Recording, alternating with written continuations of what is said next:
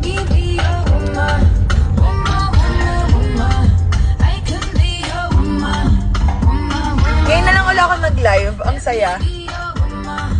Woman, woman, woman. I can be your woman. Woman, woman, woman. What you need?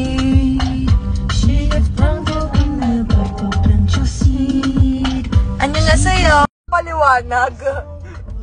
Explain na. Let me be your woman. Ako. On the way to poor na ata tayo ah. Hello sa lahat ng aking mga friends. O si Mariah nanonood, si Isa, hi Lantis. Nanonood. Hi. Bakit wala akong makitang comment? Gago yun na, nasa IG ako nagla-live. Parang ang pangit ng filter ko, no? Paano ba palitan to?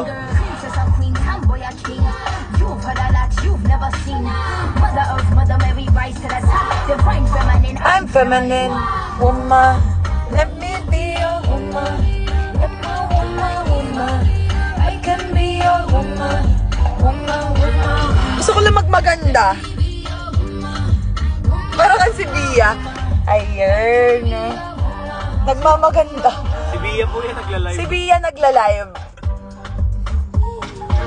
So ngayon, hindi ako maglalakwatsa. Grabe nyo ako i-judge. Tingnan nyo. Grabe talaga yung mga tao sa akin. Feeling nila pag umaalis ako naglalakwatsa ako, hindi nyo alam, nagtatrabaho ako. Kaya nga nagkakanda sakit-sakit na ako.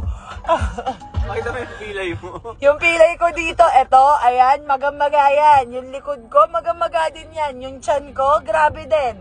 Lagi din ako nasa CR. Kakasuka tsaka kakatain ng acid ko. Hype na yan. Sali ka ng Olympics eh. Sasali na nga ako ng sick festival. Tanginan yan. O, diba? Mabusog kayo sa mura ko! Mabusog kayo sa mura. Ay, ito, amats ko to. Kanta ni Nadine. Testing you on your lips. Need a little time to take. O, diba? Maganda yung song ni Nadine. Kaya lang hindi siya hindi siya pang nagmamaganda eh. Gusto ko nagmamaganda tayo. Ayan. Diba? Sexy girls.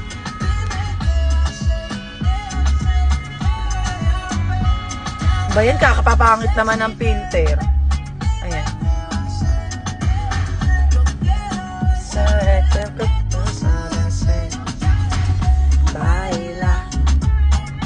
Diba? Hello po sa lahat po ng nanonood.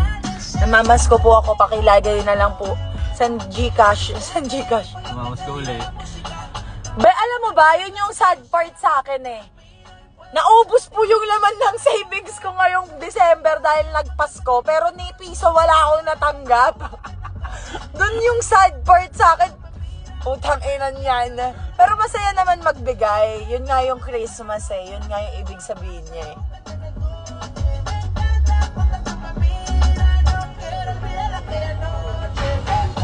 Sexy girl, you gonna know say.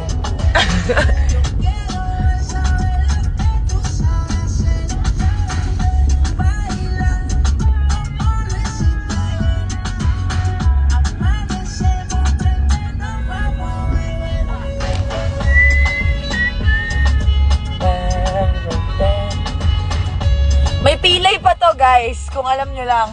Kanina nga bago ako umalis sa bahay, gusto ko na umiyak eh. Hindi ako makasakay ng kotse ng maayos. Ang sakit-sakit na talaga ng buong katawan ko. Para kailangan, after na itong bagong taon na to, makapagpahinga ako ng mga 1 week straight.